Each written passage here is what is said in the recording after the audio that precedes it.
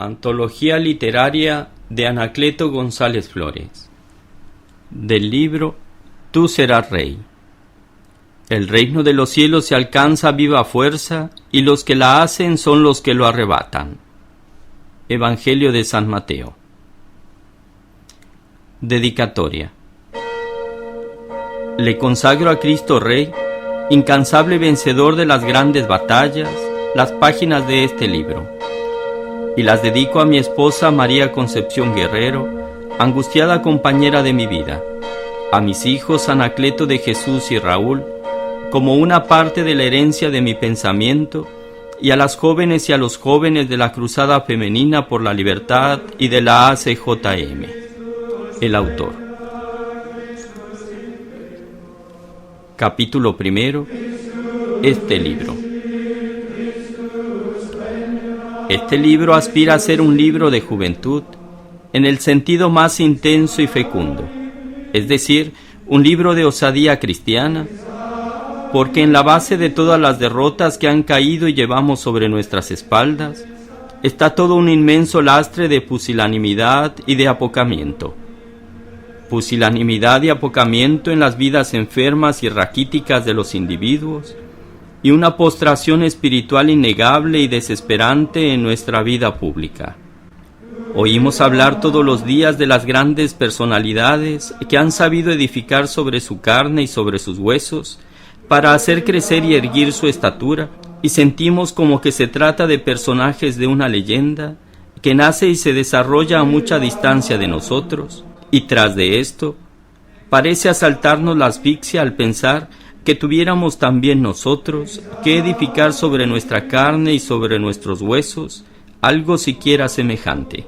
Y vivimos, o hasta ahora hemos vivido totalmente resignados con nuestra estatura y con el milímetro de tierra que las vicisitudes nos han dejado, y allí esperamos con los brazos caídos que se cierren nuestros ojos y se nos sepulte lejos del grito de la vida.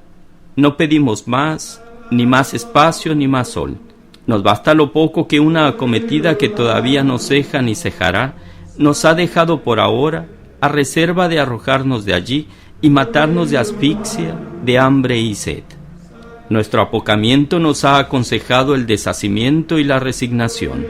Nada que sobrepase un codo en altura, ni nada que vaya más allá de la tierra que pisamos. Sentimos que nuestra personalidad está gravemente enferma de empequeñecimiento y de anemia espiritual. Nuestro apocamiento no nos deja ni siquiera concebir que sea posible empinarnos sobre nosotros mismos y ser dueños de nuestros destinos y de nuestra voluntad. De aquí que hayamos tenido que venir a caer en esta mendicidad y en este innegable y evidente empobrecimiento de hombres y valores. Y de aquí nuestra desbandada. Se nos ha desalojado de todas partes, y nuestras manos se han doblado en el primer encuentro, y todo lo hemos abandonado, ni siquiera nos atrevemos a pedir más de lo que se nos da. Se nos arrojan todos los días las migajas que deja la hartura de los invasores, y nosotros nos sentimos contentos con ellas. Se dice que Alejandro, después de vencer al rey Poro, le preguntó a éste si pedía algo, y Poro se limitó a decir que no pedía otra cosa que ser tratado como rey. Insistió Alejandro para decir que pidiera algo más, y el rey vencido dijo que no pedía más, porque con ser rey le bastaba. Nosotros hemos renunciado a ser reyes, porque nuestras manos se han enflaquecido en medio de nuestra mendicidad, hasta el punto de que sabemos que no podremos con la carga de ser reyes, y preferimos nuestros harapos de mendigos. Y nuestro deshacimiento y nuestra resignación, más que ser un brote espontáneo y noble de nuestra generosidad, son el fruto lógico de nuestra pusilanimidad y de nuestro apocamiento.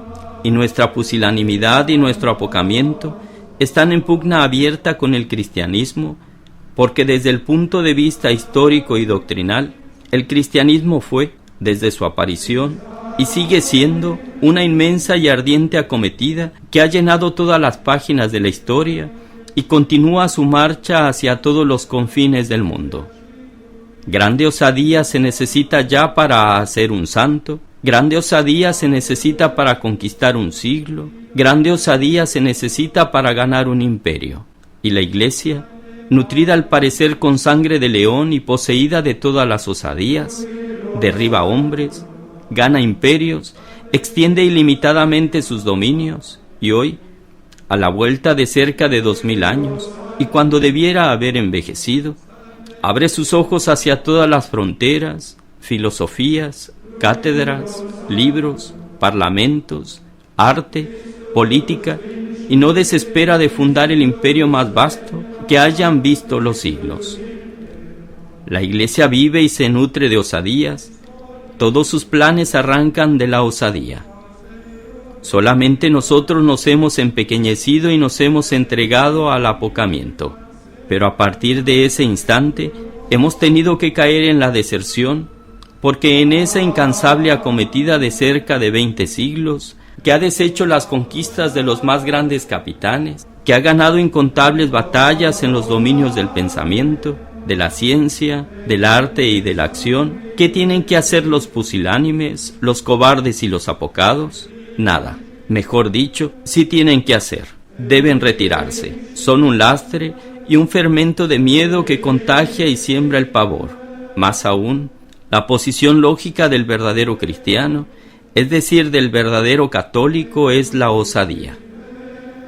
Y si hay alguno que no tiene atrevimiento ni para hacer crecer la propia estatura, con un trabajo encendido y encarnizado de conquista de sí mismo y de batalla sangrienta, con las propias pasiones, está al margen de la corriente histórica del cristianismo, que ha sido siempre enconada y recia pelea.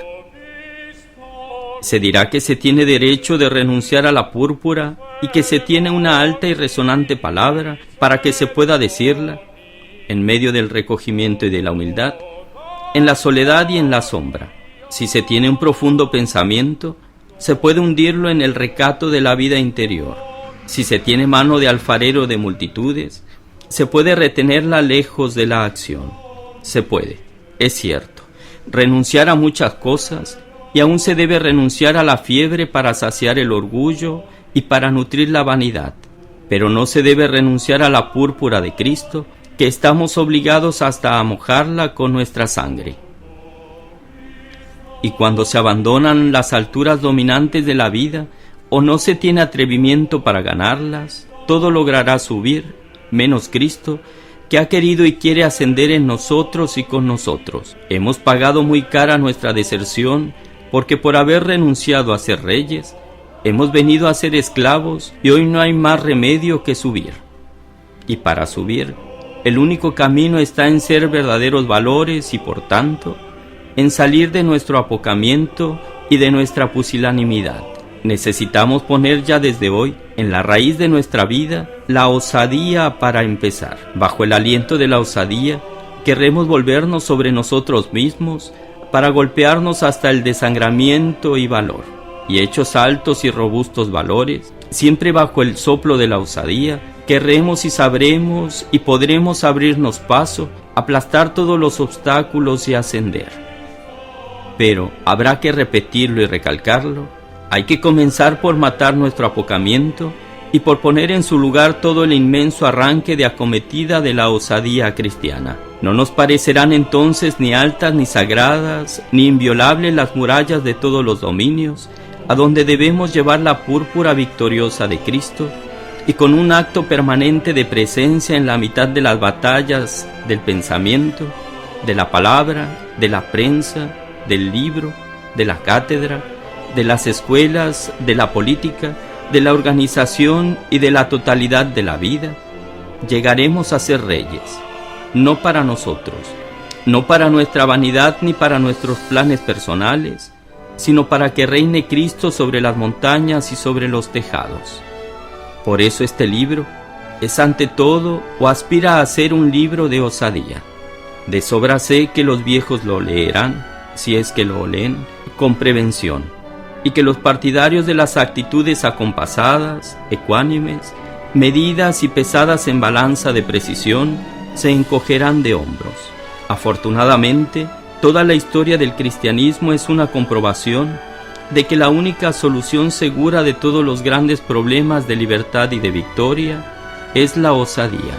Y no muy tarde los hechos se encargarán de repetir la historia y de hacer fracasar la solución de los falsos prudentes, para darles toda la razón a los imprudentes, que no tienen más imprudencia que la osadía cristiana. Los jóvenes que leerán ávidamente estas páginas, porque ha pasado por ellas el vuelo de las águilas que desafían al sol, beberán hasta la embriaguez el vino de la osadía, y enseguida irán a forzar los desfiladeros, por donde se van a las alturas, y sabrán y podrán y querrán ser reyes. El Norge es un dirigible que ha sentido más de una vez el vértigo de la osadía. Ha hendido los aires llevando sobre sus alas a varios arrojados exploradores de lo desconocido. En un día del mes de junio del año pasado, el Norge, tripulado por Roald Amundsen, Humberto y Ellsworth, noruego, italiano y norteamericano, marchó hacia el Polo Norte. Después de grandes fatigas y de vivas ansiedades, lograron encontrarse los tripulantes sobre la nieve del polo, silenciosa y lejana. Los viajeros, un año antes, formularon el proyecto de ir al Polo Norte. Convinieron en que al llegar al término de su viaje, arrojarían las banderas de sus respectivos países de manera que las astas, al caer, se clavaran y fueran un símbolo de victoria. Fueron arrojadas las banderas sucesivamente y al verlas ondear sobre el hielo, según confesión de los mismos tripulantes, sintieron estos un fuerte estremecimiento de entusiasmo. El ansia más viva del que escribe este libro es que sus páginas se escriban de nuevo, no sobre las hojas inertes de pergamino, sino sobre la carne palpitante de muchas vidas. El ansia que alienta en el fondo de estas páginas es que después de que pasen por el corazón encendido de la juventud, que todavía se arrodilla delante de Cristo y se acerca a Él para beber de la sangre de sus batallas y de la osadía inmensa de sus acometidas, caigan como las astas del Norge, convertidas en banderas de victoria, en la mitad del hirviente tumulto, donde se riñen las más ardientes peleas del pensamiento, de la palabra y de la acción. En uno de los libros de Shakespeare, al día siguiente de que Macbeth ha ganado una batalla, las brujas lo saludan y una de ellas le dice: «Salud, Macbeth, tú serás rey». Y de allí marcha Macbeth, encendido por la fiebre de reinar, y no descansa hasta conseguirlo. Que cada una de estas páginas de este libro de juventud sean un grito que salude a los nuevos viajeros del porvenir y que les diga penetrantemente al oído el grito de las brujas de la tragedia de Shakespeare: «Tú serás rey», y que ese grito se cumpla, pero no para hacer reinar a un hombre, sino para hacer reinar plenamente a Cristo.